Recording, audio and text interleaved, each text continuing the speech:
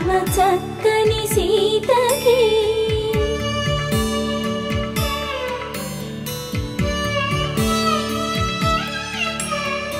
ఎర్ర జాబిలి చేయి రాముడేడని అడుగుతుంటే